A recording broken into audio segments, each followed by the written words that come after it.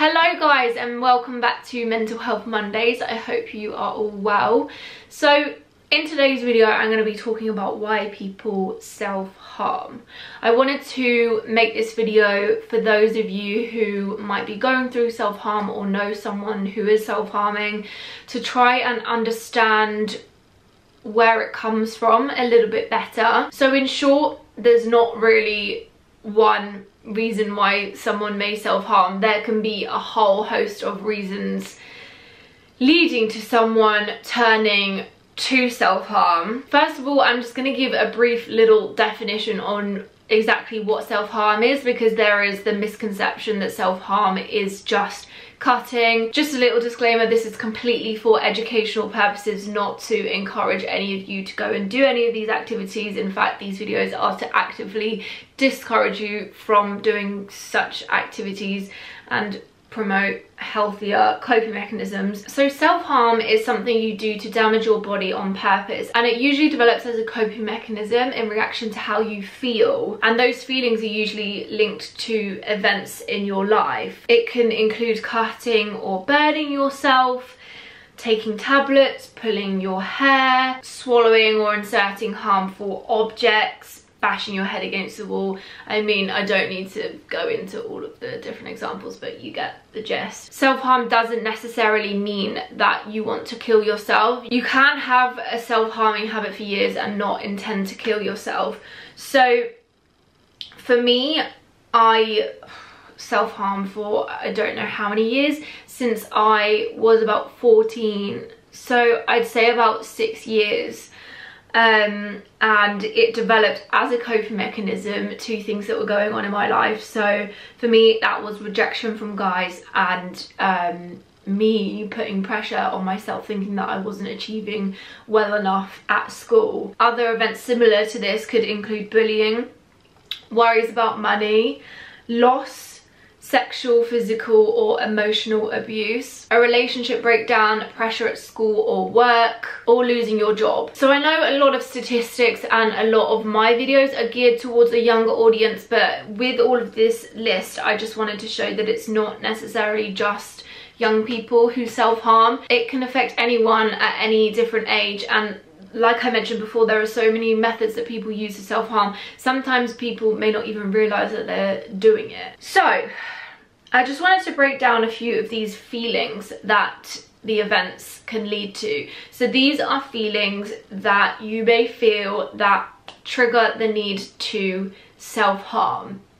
And I really think it's important not only to identify the underlying event that's causing these feelings, that's causing the self-harm, but it's so important that we put names to these feelings and we start to recognize them, because that's going to help you when it comes to recovery of self-harm. So these are in no particular order, but number one is low self-esteem. So you may be hurting yourself because you feel the need to punish yourself, you feel like you hate yourself for any amount of reasons. Number two, you feel upset and you use self-harm as a way of dealing with this emotion because you don't know how else to deal with it.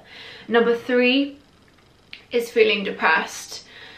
Depression and self-harm are very linked, and when you're depressed you feel like nothing's gonna get better, you feel like what's the point, and self-harming is almost a way of expressing exactly how depressed and how hurt you are, because it's a way of showing physically how you're feeling emotionally, because obviously not everyone can see what's going on in your brain. Number four, feeling angry. This is a huge one. You may feel angry at yourself, at the world, at someone else, but it's a lot of the time a way of releasing the emotion, because self-harm does provide that release.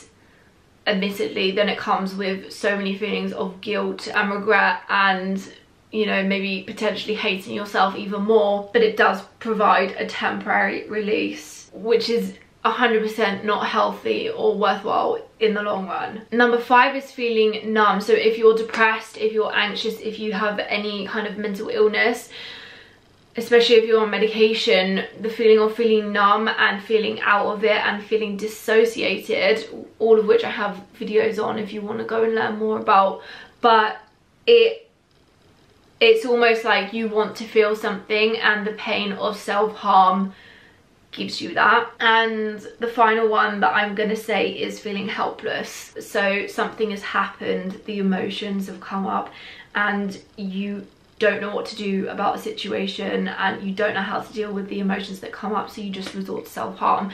And this is usually when it has become a habit, you don't know what to do, so self-harm is like your, I want to say instant fix, but it's not a fix because it doesn't fix anything. So I think, like I said, it's all about recognizing your triggers. Once you have recognize the emotions that trigger off the self-harm, and I always talk about a red zone, so you can be feeling an emotion and you can feel yourself getting more and more and more angry, let's say, and here it's controllable, it's, you know, you can implement healthy coping techniques. But up here, when you're in the red zone and nothing else matters and all you think about is self-harm, it's so much harder to stop yourself. So we want to recognize the emotions when they're in like this little bit of the thermometer. So noticing the urge that follows this emotion and then finding methods of distraction or alternatives to self-harm are all going to help you break the habit. And I promise you, it does get easier. I'll link all the videos that I've done in the past about self-harm, so you can watch them, and hopefully they will help you, because I just essentially want to say that it is a very, very, very, very, very, very, very hard habit to break, but it is possible. I have done it. If you focus on working on these underlying issues that are leading you to self-harm, things will start to get easier to manage. And it's a long process and you will slip up and you will relapse, but I honestly believe that you can get there. So I'm sending love to all of you, and I really, really hope you found this video helpful and educational. And yeah, please drop it a thumbs up if you did find it helpful, and I will see you all again very, very soon. Goodbye.